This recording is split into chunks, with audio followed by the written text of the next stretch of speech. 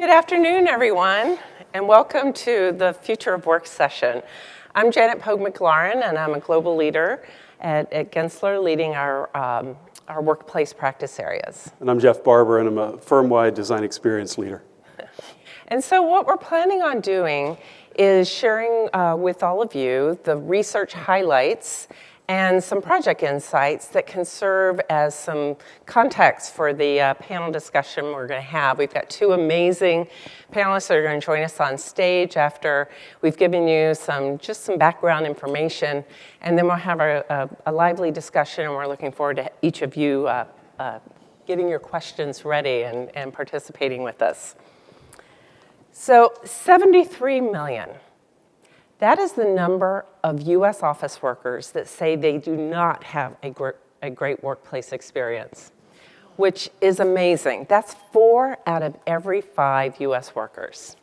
And at a time that we've got low unemployment, a war for talent, the physical workspace could be a competitive advantage.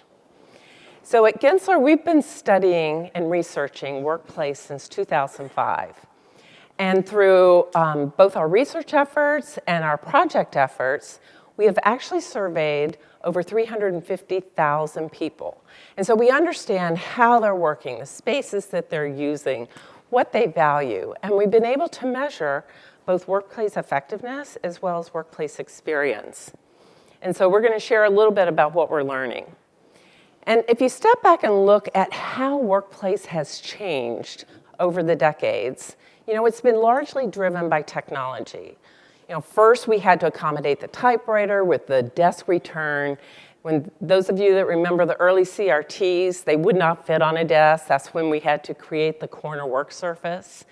And so the early discussions were really around how to do efficient layouts and how do we accommodate this equipment.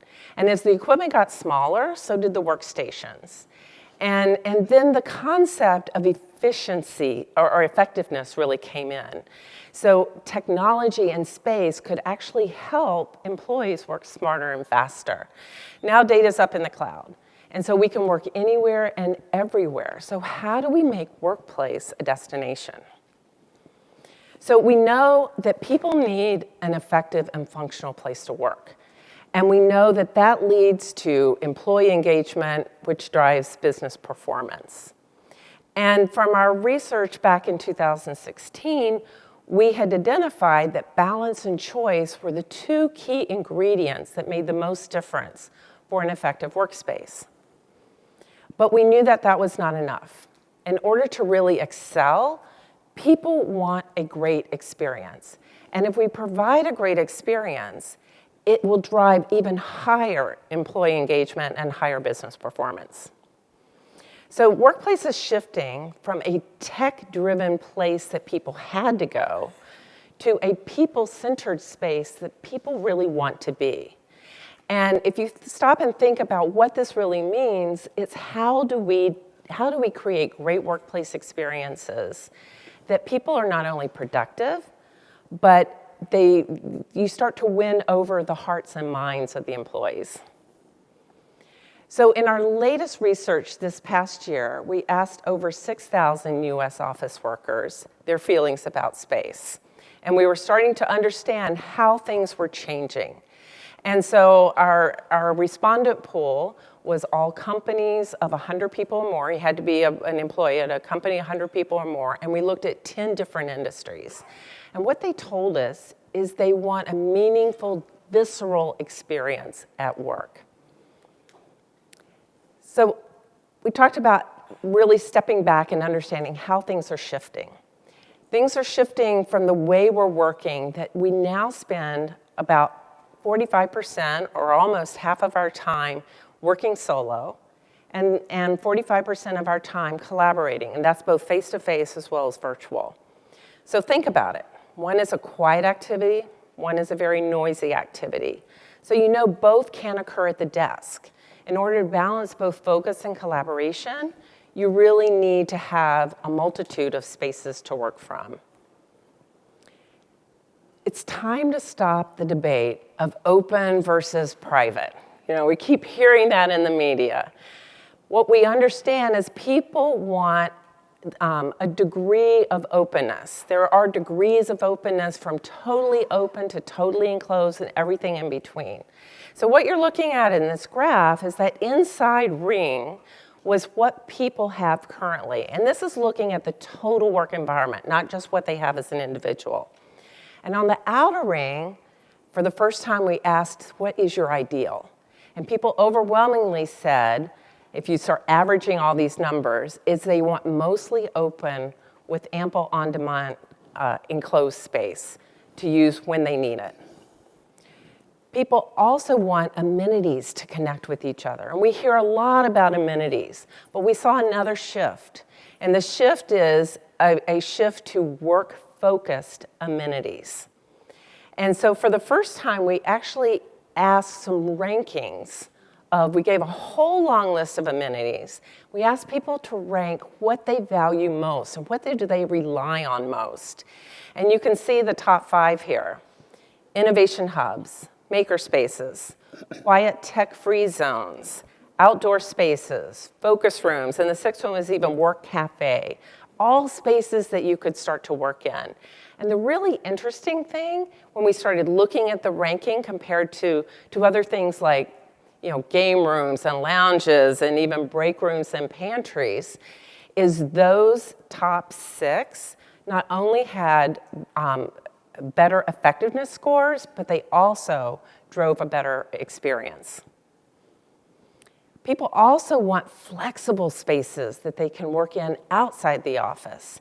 And so one measurement that we were able to, or metric we were actually able to get out of our research, is 1 in 7 of enterprise workers, those that work at large corporate companies, are using co-working space at least on a regular basis. But they're not using it they're using it as a supplement, not a replacement for their office space. And what we found is they're using it 1 day or less a week. And when we compared that to the effectiveness and experience scores, we saw that at more than a day, and those effectiveness and experience scores really plummeted as well. This was one area we saw a demographic divide. The vast majority of enterprise users that are using co-working, at least sporadically, were overwhelmingly young, male managers in tech. And finally, people want an emotional connection to the purpose of the organization they're working with.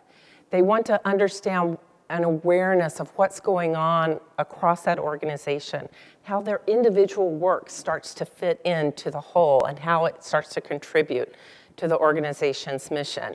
And these are some images of Nestle, and we're going to have Dawn talk about this project, because this is a project she led of one of our panelists, and she can talk more about how they were able to take the Nestle employees and really connect them to the mission and purpose of what Nestle is all about. So how do we design space today when 10 years from now, 80% of the job roles have not even been created? That's a lot of shift and change. So think about these 4 things in particular make the biggest difference. So think of your space always in beta, that is always evolving and changing. And how do we design space so that it's flexible and adaptable to respond to whatever starts coming our way in the future? How do you understand the behaviors of your employees from the standpoint of open and enclosed space, private spaces, that right mix of focus and collaboration? Connecting people. Amenities are not about escaping work, it's about optimizing work and providing really unique special spaces where people can come together, where they can really work in those spaces throughout the day and supplement their desk. And finally, empowering your employees with choice and autonomy and connecting them to the mission, value, and purpose of the organization in a really authentic way. Great workplace experience leads to better workplace performance. And if we do it right, it can lead to higher employee engagement and better business performance. And what works for workplace can also work in the office environment. Thanks, Janet. There was some amazing data there, and I'm going to try to spin that data out a little bit to just talk about the trends we're seeing in office buildings, because office buildings, obviously, to keep pace, to support the right kind of workplace, need to change as well. So the gold standard itself has changed a bit for office buildings. It starts to shift, and we look at sort of 4 areas. It's not to say that it's gone from one all the way to the other, because all of these remain factors as you look at office buildings, but there has been a different area of focus at different times. So let's start with economics, and then it goes to esteem, and then effectiveness, and nowadays the true factor is about experience. Economics has always been part of the equation for office buildings, especially in the suburban market, where you're really trying to bring a product to market with the right price. So these are workman-like buildings. They need to be attractive. They need to be plannable. They frequently in suburbia are not connected to mass transit, so you end up with a lot of parking. And you end up driving the deal around economics. Still valuable, but it's got a different focus. Somewhere along the way, there's a whole set of buildings in certain markets that are really focused around esteem. How can you hook the brand of your company, your tenancy, to a building that emphasizes something similar to your brand? So is it about the iconography of the building? It can even be about the fame of an architect. What adds value to this equation around esteem that you start to hook your brand to it as well? This project for PNC, the tower in Pittsburgh, they start to get esteem from the iconic nature of the building itself, its silhouette, its stack of 2-story conference rooms on the edge, and cafes, but also the brand of this building is very much around sustainability and its mark in the marketplace about pushing forward with sustainability to the future.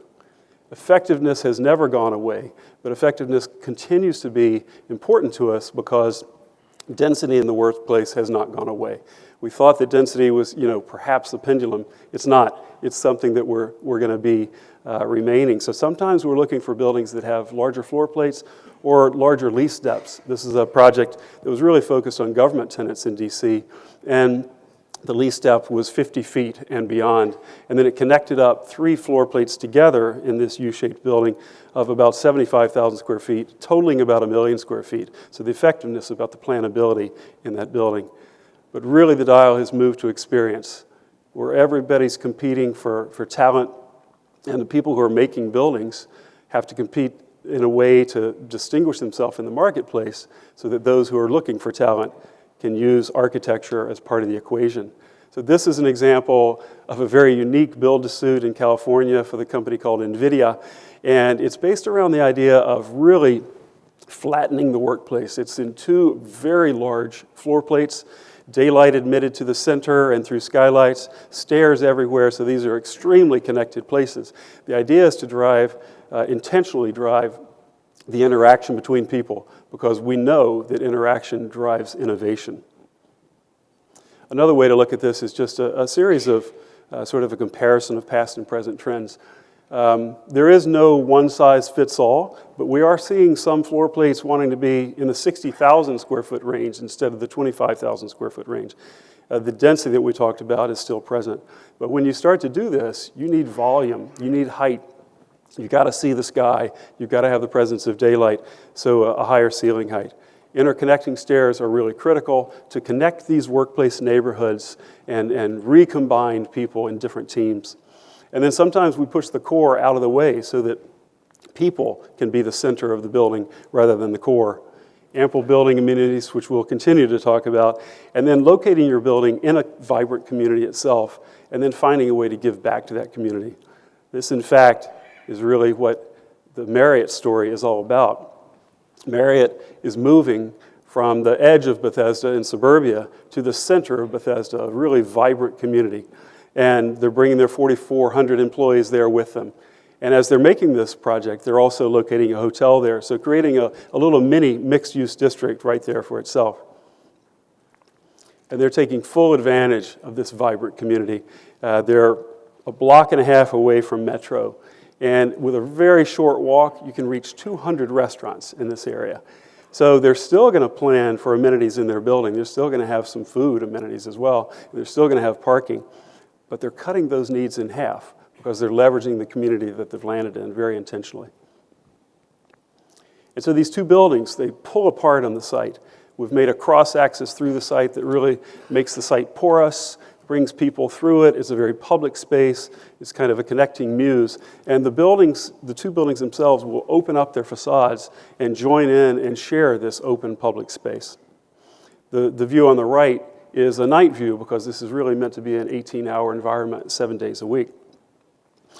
The next thing that really matters in buildings today is amenities. This is Terrell Place, and you're looking at a renovation that we did that shows the multi-purpose room flowing out onto the roof terrace. In fact, it's almost a multi-purpose floor, and this is only one of the roof terraces. You go up to the second floor, and there's another one, and this is pre-built cabanas that the tenants in the building can lease out for the year, giving themselves outdoor rooms for their own use.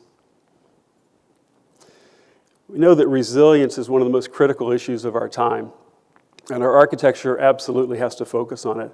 This is an example for Johnson Controls for a new headquarters building that is one of the most high-performing smart buildings in Asia.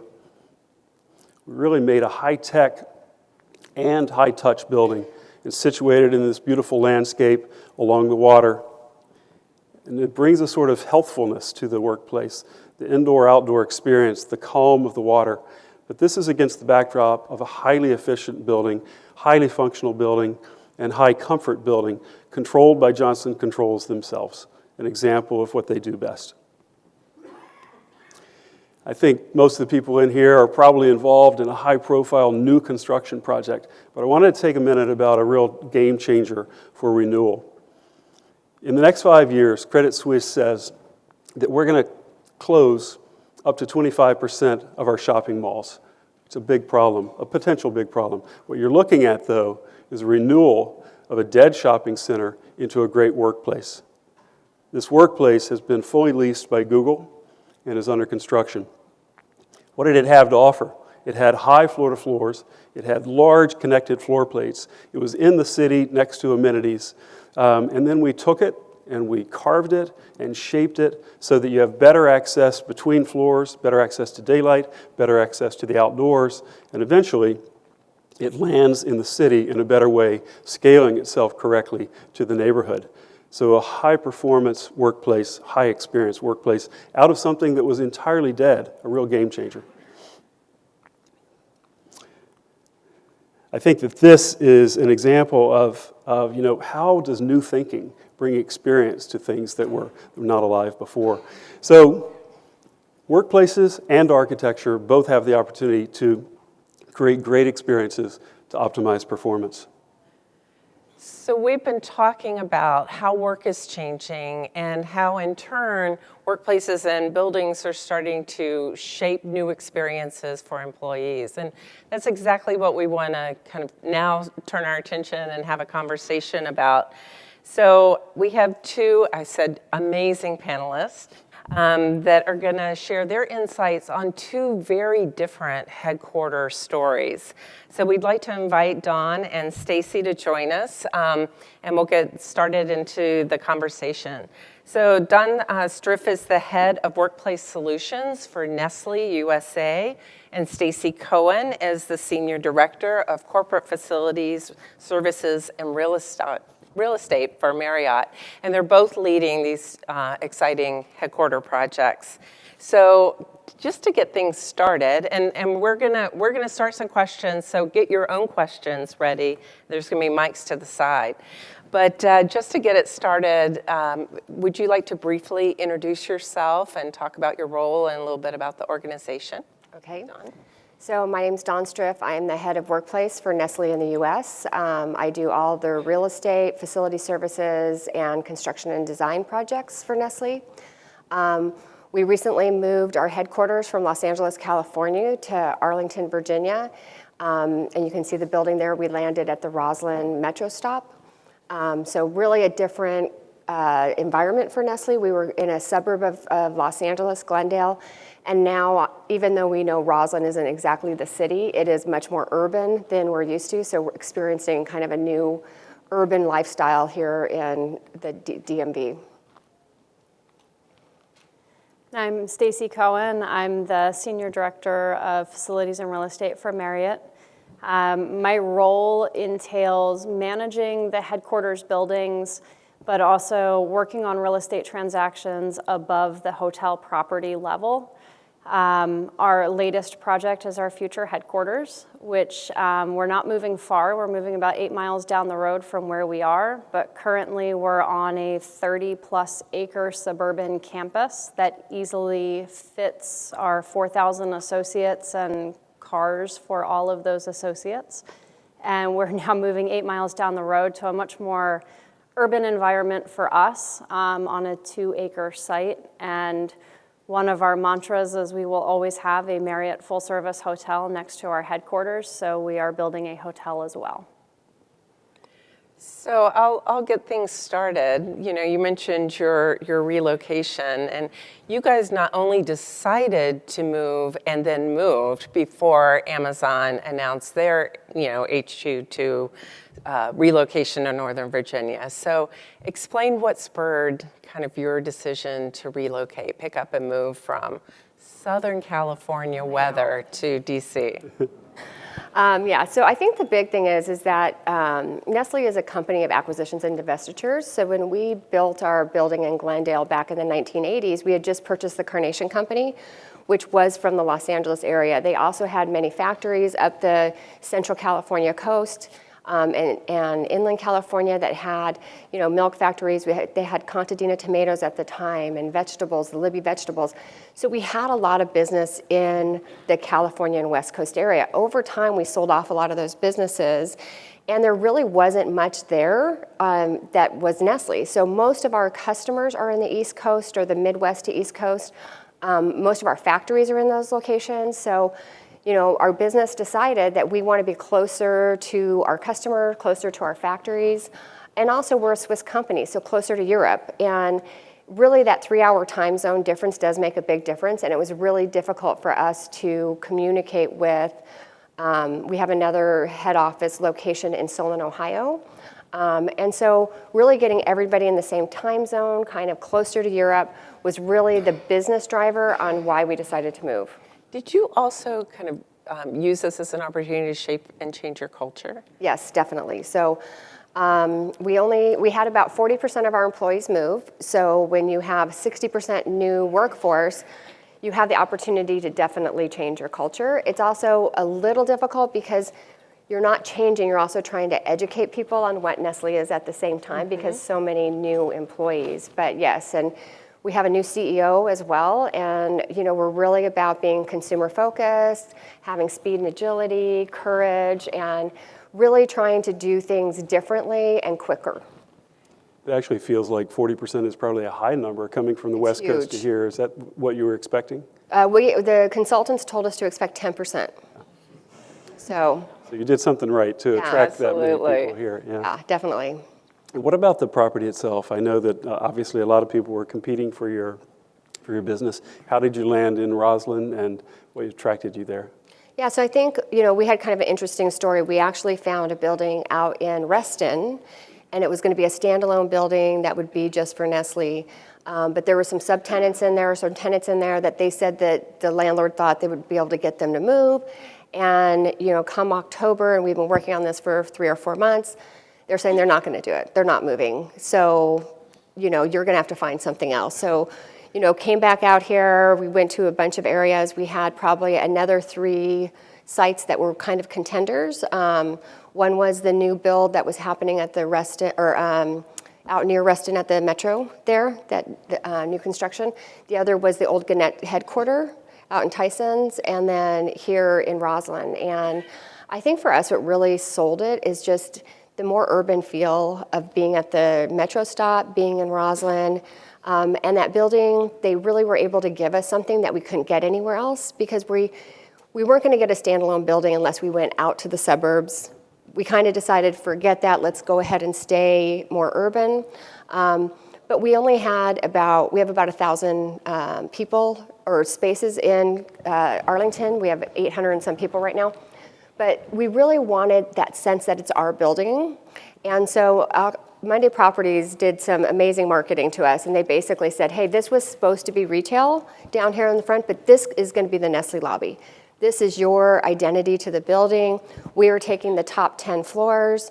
And so this enabled us to have a presence on the street. We were able to have signage coming off of the building on the street, and it really gave us that kind of sense of a building within a building.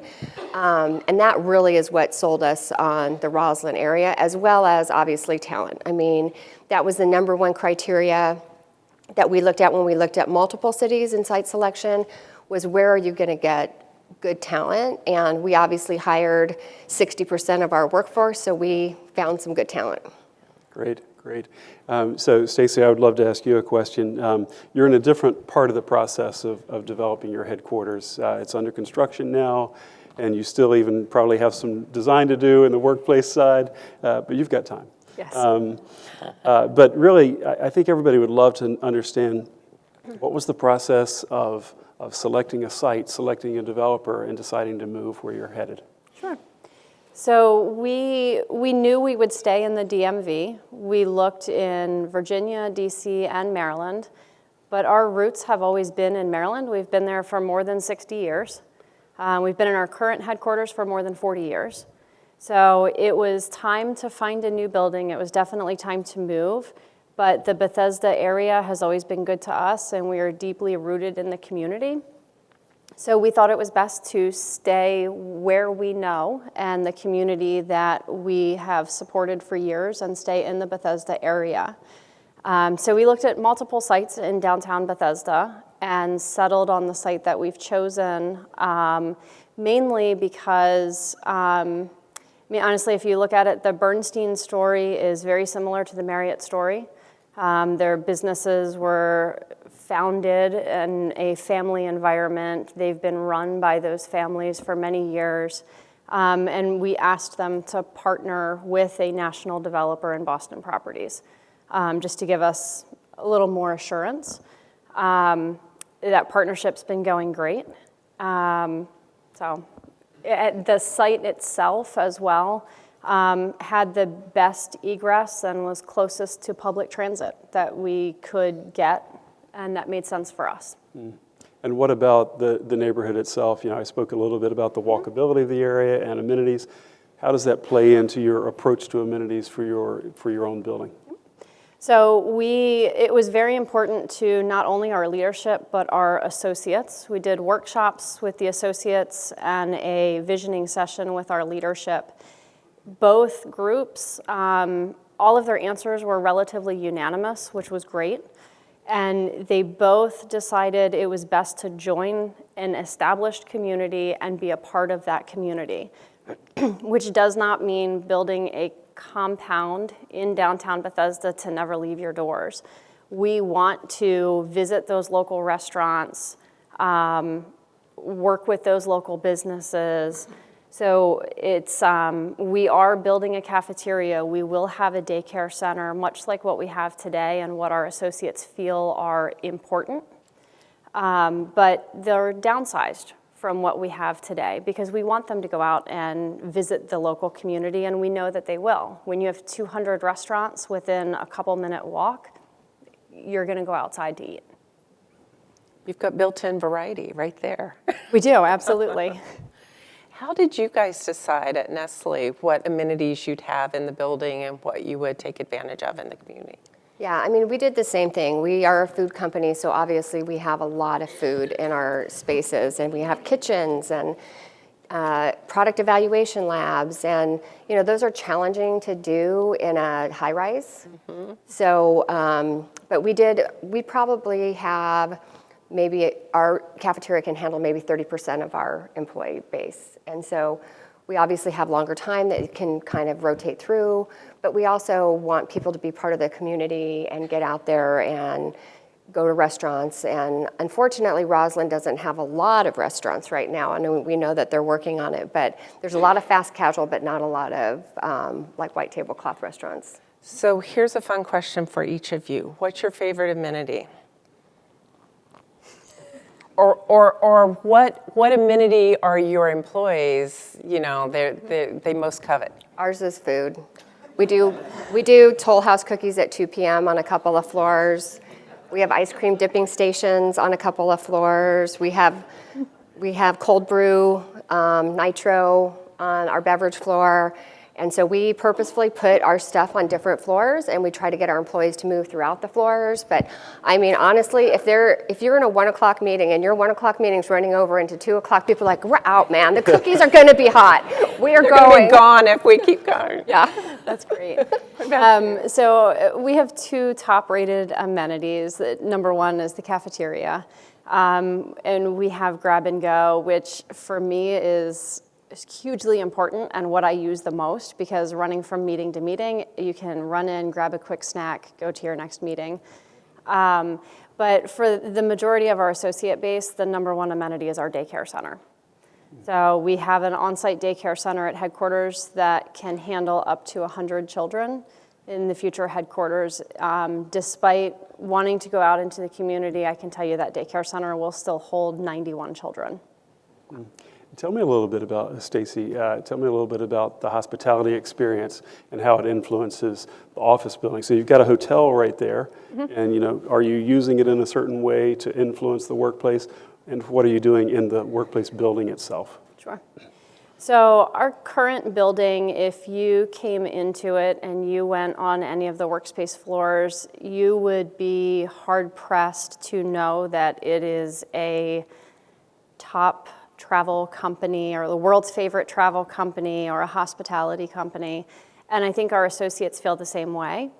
Our future headquarters, we're still in design, so I don't know all of the specifics at this point, but hospitality, we want people to know who we are when they come in our building. We want our associates to have a sense of being and a sense of who they are working for. So we will be spreading hospitality throughout our building and the concept of travel.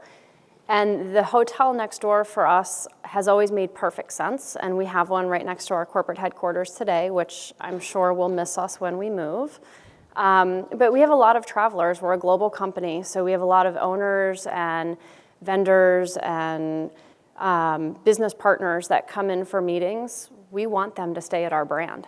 So we want our hotel right next door so that they come and stay with us. So I think one of the most interesting things about the Nestle project that you would probably find interesting as well is how fast-paced it was and what you did to quickly get your employees on board to decide to move.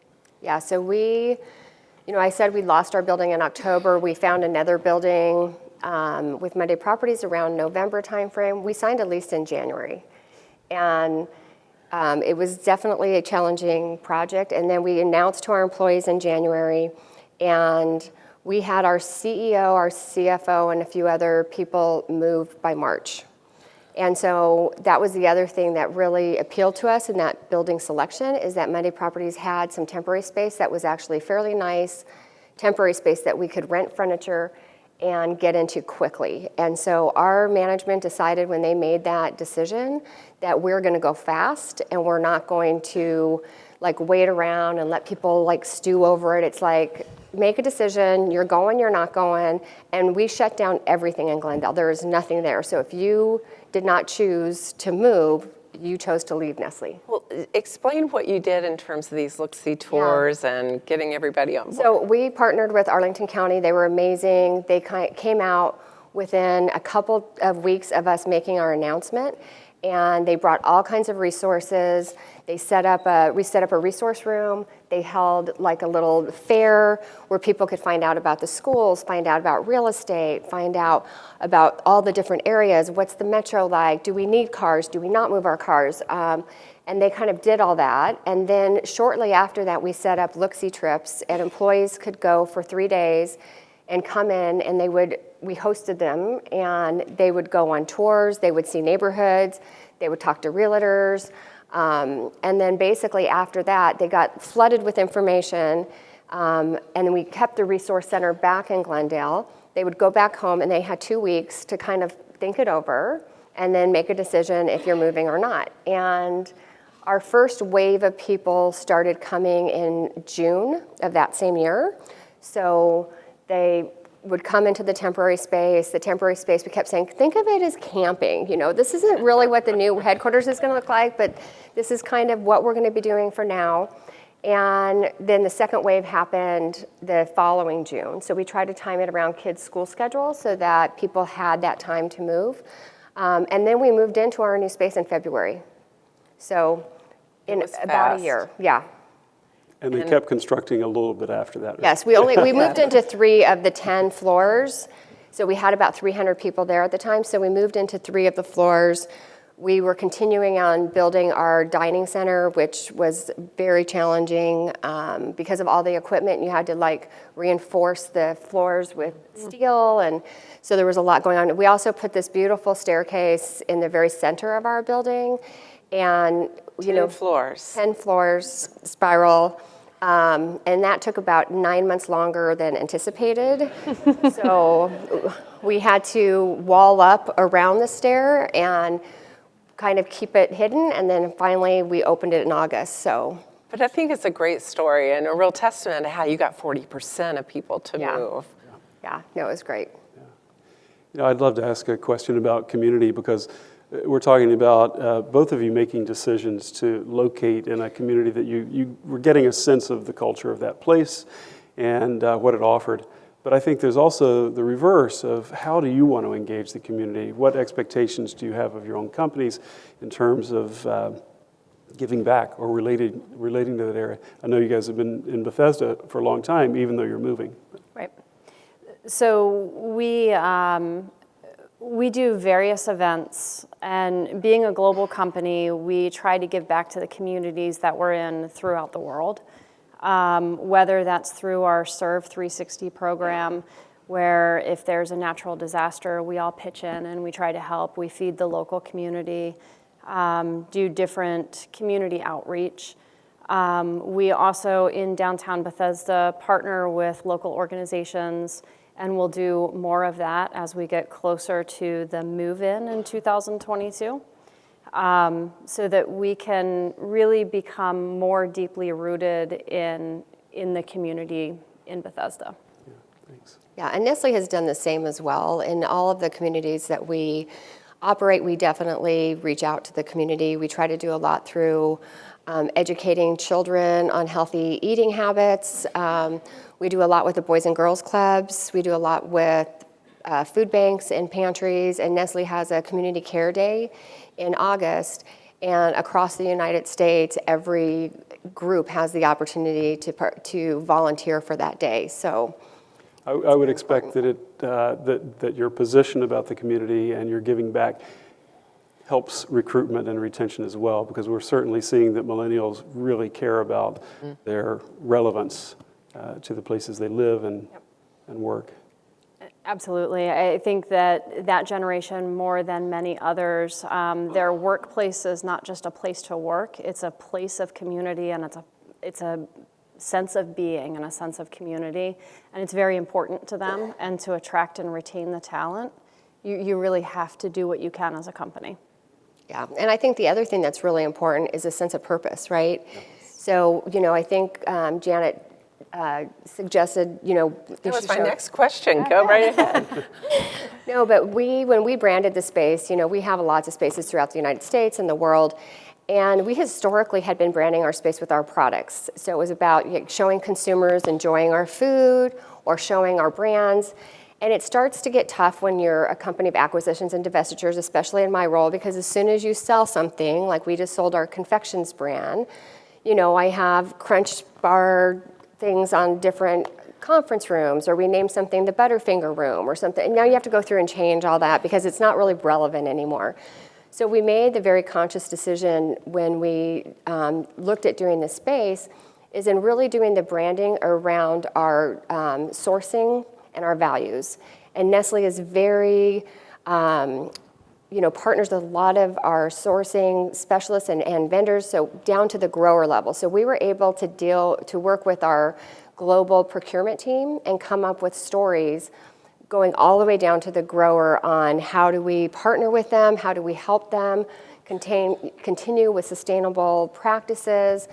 You saw there was something in there about honey. We have, coffee partnerships, things on milk, things on water. And within there, we told very specific stories. So there's actually like words up on the wall, and you can basically just walk around the floor and read the stories, and our employees just get this sense of... It's right here. Yeah, and it's something everyone can relate to, even, not just the marketers, right? The marketers like putting their stamp on things and their product, but this, like every employee in finance and HR or whatever can just read these stories and feel proud of the fact that, Nestle is trying to take care of the people we partner with. It's very personal. Yeah. So I don't know if you have one more question, but we're going to open it up for questions. So we've got mics on either side. If there's questions you would like to ask our panelists. Yeah, go ahead and make your way. I'll ask one more while you're making your way and forming a line 20 deep at the Both sides. So this is kind of to both of you, but you're in different situations in terms of the progress of your projects. Dawn, to you, is there a particular thing that is your favorite about how it worked out in your workplace, what you anticipated and how it worked out? And then Stacy, you're in the sort of aspiration stage. Is there a particular thing that you're really hoping that this new workplace can bring? Yeah, I think for us, the biggest thing is that, having all these different collaboration spaces. So we went from being in offices and high cubicles to 100% open, no offices at all. But we do have a ton of collaboration spaces. And I think the number one thing that we tried to get across to people as we were doing our change management and as we were working through those challenges was, what is really the big benefit going to be? And you mentioned it's like collaboration. It's bumping into each other. It's having those quick conversations that resolve something so you don't have an email. And we have a statistic that shows that our email went down by a decent percentage. And the other thing that's crazy is that we used to spend all our times trying to book conference rooms, right? It's like, what tool do you have? And I need a room, and I need 4 people, and I need a monitor, and bouncing around trying to find a room. And now our teams just say, hey, meet in the hub on 27. We have monitors in all of our booths. We just find each other and go sit in a collaboration space. We rarely, unless we're inviting people in from the outside or we need some special equipment, we rarely have to reserve conference rooms anymore. We just find the appropriate fluid. space. Yes. Yeah. And the meetings tend to be shorter because you didn't book it for an hour and people don't try to fill up an hour. It's like you just kind of get together and solve the issue and move on. So along those lines, that would be my aspiration. Short of wiggling my nose and saying, okay, our project is done, and all of a sudden it's 22 and we've moved in. That's my huge aspiration right now. But besides that, we have a really deep-rooted culture at Marriott. This is, for the first time in history right now, we have a non-family member as the CEO.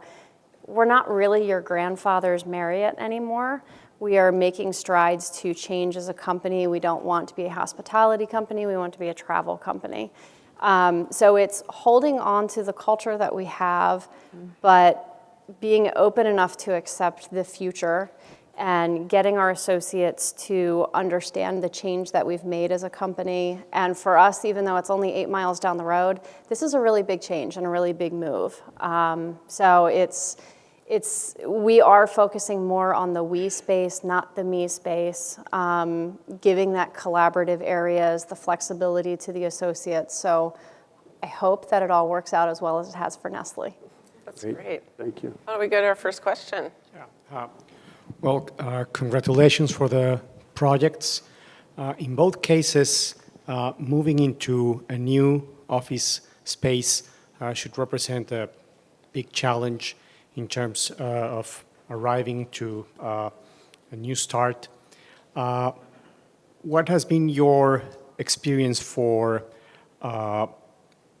putting the people on the right mindset for using personal spaces and respecting the image of the workplace in terms of not accumulating personal belongings and keeping everything neat and clean, which has an impact on the image and the work and feel of the place. So in short, personalization of space. Right. What's your attitudes toward that?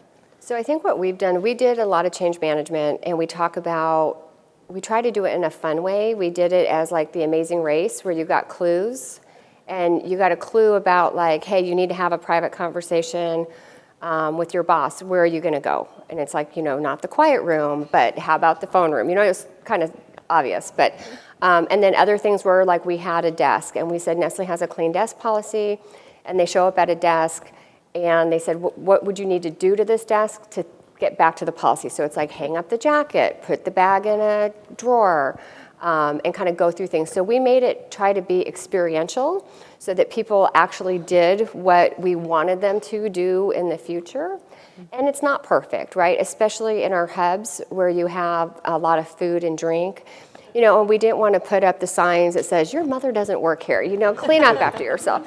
So instead, we've been trying to do things. We do funny videos, and we try to post them in different ways, like on our social media workplace, that's the internal piece, and then we also have monitors throughout the space. And we do it ridiculous, right? Like we do it where somebody's a complete slob and somebody's cleaning up after them. And it's like, don't be that guy, right? Like just help take responsibility. So we're still messing around with it. It's not perfect, but we are still trying to do different things to try to help enforce those correct behaviors. And you're doing the change management yourselves Yes. internally. Yeah, we did all ourselves. And we've brought a change management firm on board to help us with our project. Clearly, we haven't moved in yet, and we still have a couple more years to go. So once we get there, I might steal some of those ideas from Dawn, because they sound much more fun than lecturing people. But for us, it's going to be packaging of the idea of the changes, and we do want to minimize personalization because it's a very open environment. We're going from high-walled cubicles and offices today to lower walls in the future. Another question? I have a Dawn question. Okay. So you mentioned that 40% of your workforce in Glendale came, and I was wondering if you keep track of how many have stayed, because as great as your workplace might be, there were families that were probably left behind. Yeah. And do you consider life outside of the workplace just to make sure that they are long-term employees? Yeah, so pretty much we haven't had a very many turnover from the people who moved. Now, one of those things may be because you had a 2-year commitment when you got your relocation package, and we're just coming up on that 2 years, so we'll know more after that January time. But I'm sorry, what was your other question? That was my question. Okay. I mean, you wouldn't know the answer to my question until the 2 years are up. Right, yeah. Yeah. And I think one of the things Nestle's really trying to do is we do try to create, we have lots of different like affinity groups, right? Like you can do an affinity group for anything you want and Nestle will support it. So you have all kinds of sports teams. You have a group that likes to do movies on Saturdays and, all these different ways to try to help all these employees who moved and feel kind of at home here in the new area. And I'm one of those people. I have never lived anywhere but Southern California. And I moved here May of last year. So it's a tough adjustment, but I feel like Nestle does a good job of trying to create a sense of community to kind of help you through some of that. Thank you. So I have a follow-up to that. Have you seen any changes or shifts in your recruitment? Yeah, what has your new space done in terms of recruiting new employees? Yeah, I think that it's definitely helped. I mean, when people come into our space, you're at a food company. Mm-hmm. And that was our whole goal. Like, we didn't want it to just look like any other office. And we have this, these great hubs and all this stuff to try to create this like heart of your home. And we even put convection ovens, so you could go get a pizza from our company store, one of our frozen pizzas, and you could make it. You could get break and bake cookies. I mean, one day somebody was like sitting around, they're like, I think we should go get cookies from the store and let's make them. And we're like, okay, yeah, let's. And you just break them and throw them in the oven. And I think that has helped with recruiting too, because we don't typically, we obviously have our food in a lot of our buildings, but we haven't had, we have whole fruit and healthy snacks and, juice and milk and all of that stuff, which we're trying to compete for talent. And that's what a lot of the high-tech companies are doing. And we know we're competing with a lot of that same talent. And so we're trying to up that experience. And we were recognized by Glassdoor as one of the best customer experiences or employee experiences. Congratulations. So yeah. Because those expectations of what we get in life is expected now at the workplace, and it's really upping all of our game, right? Yeah. For Janet and Jeff, Nestle and Marriott are obviously huge corporations. Talk about what you guys have talked about this afternoon, scale it back to your clients that are smaller companies and also smaller, more established. So we're not talking about the millennial-driven tech companies of San Francisco, but people who've been around and in business, say 50 people and under, and they've been around for 30 or 40 years. Talk about how you apply those principles in working with those kinds of clients, and conversely, the building owners who are putting those kinds of tenants into existing buildings, and what do they have to do to think about how their users are going to better use some of those older buildings? I'll take a shot at part of this. So I just had an interesting experience. If you could summarize the question. Oh, but he was on the microphone. Oh, okay. But Hopefully they caught it.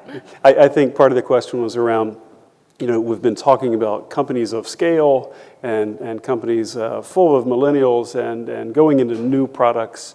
But what if you scale that back? What are the other stories? So I just had a really interesting experience. I've been working in D.C. a long time, but I traveled out to the Bay Area, and the scale of what people grab as real estate is just shocking, grabbing one building, two buildings, three buildings at a time. And I make the joke that I spend an awful lot of time being very careful about the Z corridor around the core for multi-tenants on a floor here that might be 5,000 square feet on a floor. And so what are the lessons and how do they convey? I think one of the lessons is, I showed that sort of radical headquarters for NVIDIA.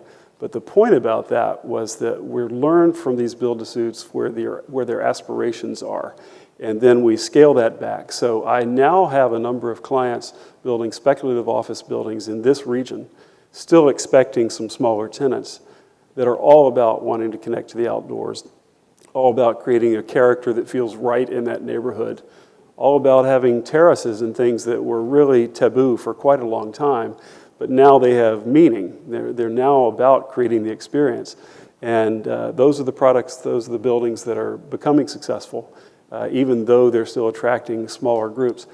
We're trying to kind of create buildings that are different from one another, quite different depending on their neighborhood and their aspirations, but that when you're in that building, you feel a sense of community in that building, a sense of the character of that place.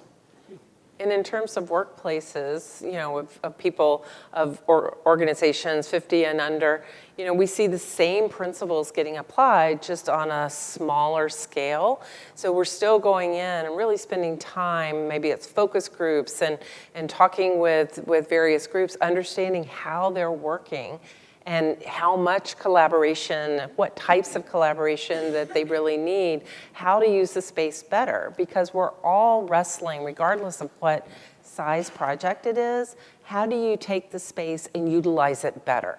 It's not about just allocating space according to job roles anymore. It's really about how do people use space, and really taking an anthropology kind of approach to looking and asking questions and listening and observing.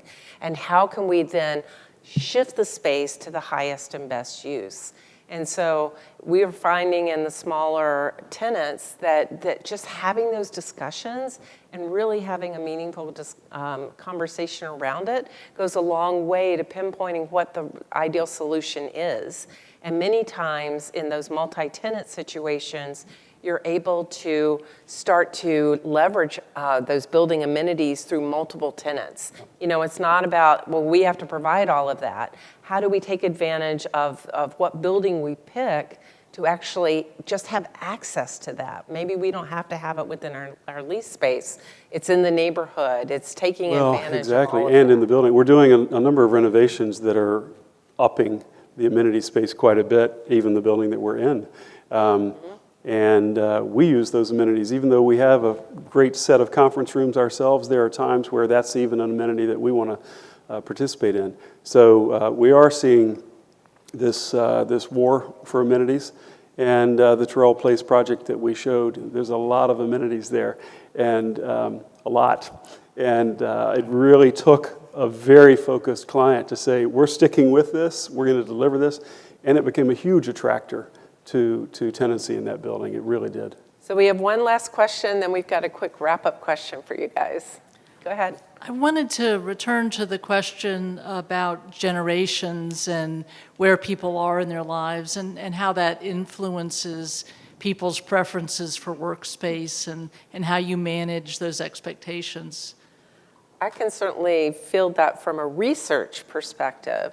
So we're finding as far as it comes to the physical workspace, we are not seeing generational differences. And we have specifically looked for them in the last several surveys, which, at first we were kind of disappointed. There's no finding. Wait, that is a finding. Because what we're finding is that what people want, we all want. It's not a generational difference. Sure, younger generations are shopping differently. They're using technology slightly differently. But what they're looking for in the physical workplace is not that different. However, the key difference we are seeing is that connection to purpose and that awareness of what the organization is working on and how their individual contribution fits into that, because they want that recognition, they want to feel like they're contributing, they're making a difference, and they're connected. Is that what you guys are seeing? So we are seeing that. I mean, we had a lot of leaders who were not excited about losing their offices and having to sit out in the open. And a year into it, they were all saying the same thing: best thing we ever did. We feel like we're connecting more with our people. We're more available. We're bumping into them more. We're having those, just natural conversations. The one thing I would say we do see being slightly different with maybe the younger generation is they have their headphones in all the time. Like the rest of us just sit at our desks and work. They're always plugged in with their headphones. That's how we learned when we were that age, Yeah. is overhearing all those conversations.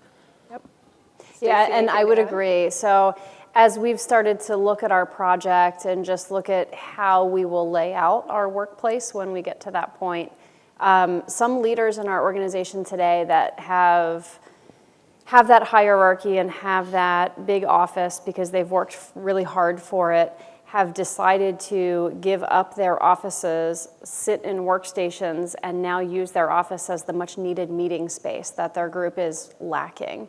So we see the difference more in the functional job requirements than we do in the generations. So we have one easy last question. So what advice would you give the audience if they were starting a similar project? So I think my answer might be a little different than Dawn's. I would say start early, give yourself plenty of time. The past 2.5 years for me has flown by, and I still have another couple years to go before we move in.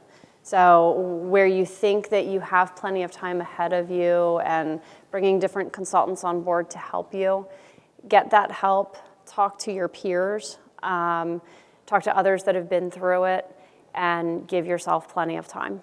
And listen to your associates. Yeah, I wish I could say that we have that. That's just not our culture. Our culture is fast, and we actually think there was a benefit, and it was because it was such a big change. And it wasn't just about we needed a new workplace. It was that our business mindset was changing, and what we wanted to accomplish was changing. And so once they made the decision, I think the best thing to do is rip off the Band-Aid and go, and just keep going and make it happen. And don't sit around and,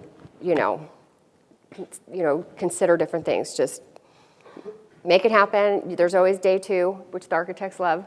Come back in and this. Adjust, just get the ball rolling, right? Then you can adjust where it's rolling. Yeah. All right, well, I want to thank our panelists, so thank you.